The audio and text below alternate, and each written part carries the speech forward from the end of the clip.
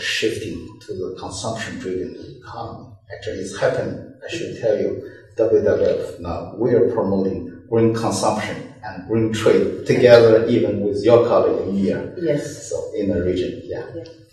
China has always been a unique voice in these multilateral forums to talk about that, with the changing weight of the economies in the global economy, there has to be more voice of the developing countries in different forms and shapes in these multilateral institutions to service the development aspirations. And clearly, now China has positioned itself to not only influence getting a bit more voice in, say, the IMF, and China didn't need to borrow from either ADB or the World Bank, but it kept the connectivity to support the multilateral mechanism. But China is now grown to the ranks of actually being a regional sponsor of multilateral financing institution like the Asian Infrastructure Investment Bank and the New Development Bank, and also set up specialized sectoral fund. Now, all this is being packaged along with the Belt and Road Initiative, which is a transcontinental endeavor to promote more regional cooperation and integration, not only within Asia, but to take its connectivity forward with other continents so that we could ultimately get more diversified markets. And there can be no further bigger insurance to our region than having access to diversified markets. And it's actually that threat that is leading to protectionism tendencies also, because they can definitely see that as China invests in this regional power base of the world, economic powerhouse of the world, that there will be much more trading that this region will do. Already exports, Asia's exports are equivalent to 40% of the global GDP, of global trade, 40% of the global trade, almost over 30% of the regional GDPs. So it's a very significant direction and the power driver that will open up new markets for Asia, and as we know, growth and trade has helped lift poor people from their poverty at the end of the day. So I think it's fascinating what China is doing to enhance its role in multilateralism at a time when advanced countries may be somewhat retreating from their responsibility on multilateralism and global governance. But hopefully they'll all come back to the table after their domestic economies are a bit more out of the woods, so to speak. This year in Shanghai, China is going to host an import exhibition trying to attract other countries to export their commodities to China. Yes.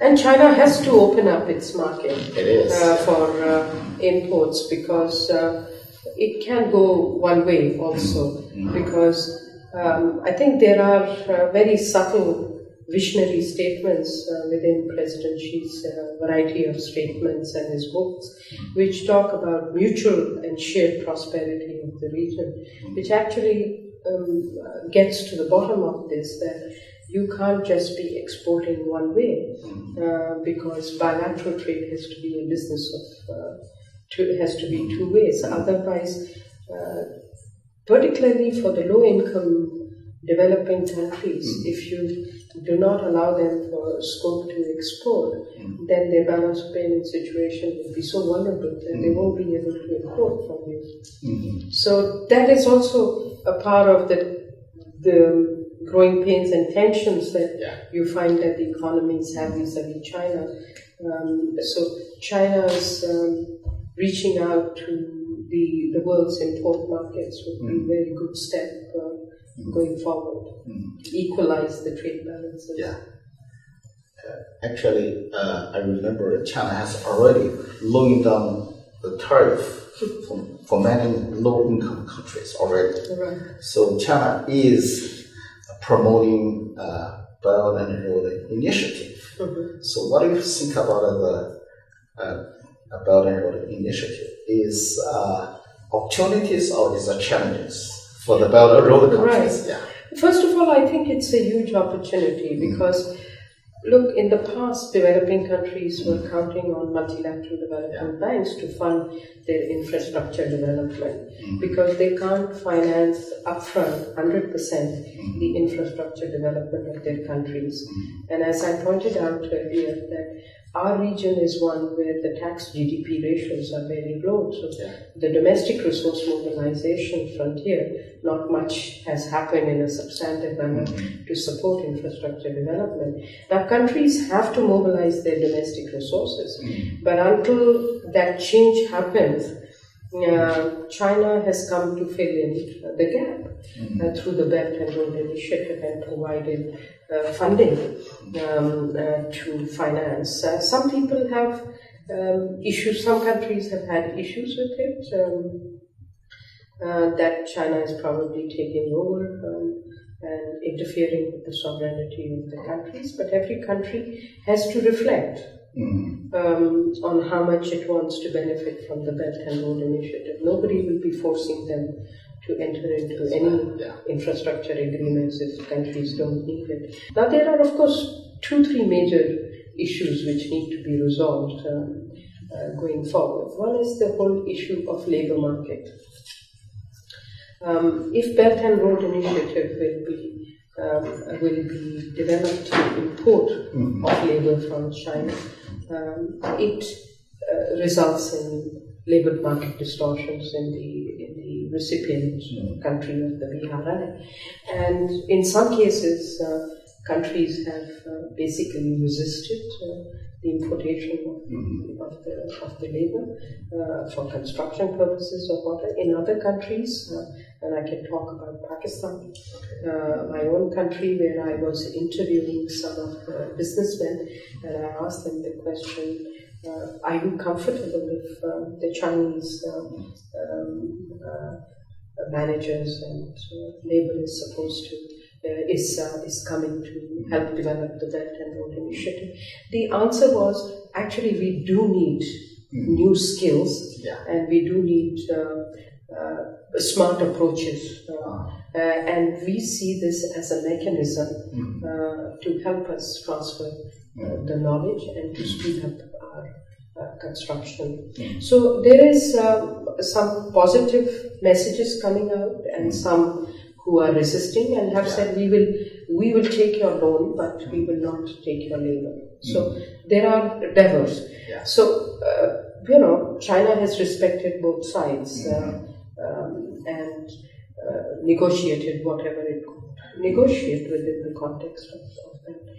The second is, of course, the big question of the debt sustainability, because these countries, if they had room for raising debt, they would have gone to international markets and raised debt. So there, of course, the big concern is, will that impact the ability of the countries to repay not only their obligations to China, but to other countries.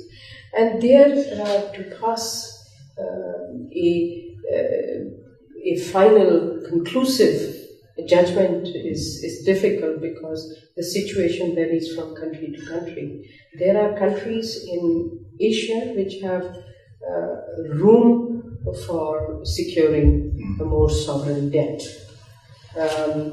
And to secure sovereign debt from commercial bonds from China could be competitive relative to going to international markets. I don't know, I haven't analyzed it, but it can be examined further. But then there are countries which do have weaker balance of payment situation because their imports far exceed their exports. So they don't have sustainable financing for repayment of external debts want to talk about their domestic debt, which is also shot up. There it is creating some debates. And then managing that will require careful management. But it's ultimately the issue of the countries themselves who are borrowing.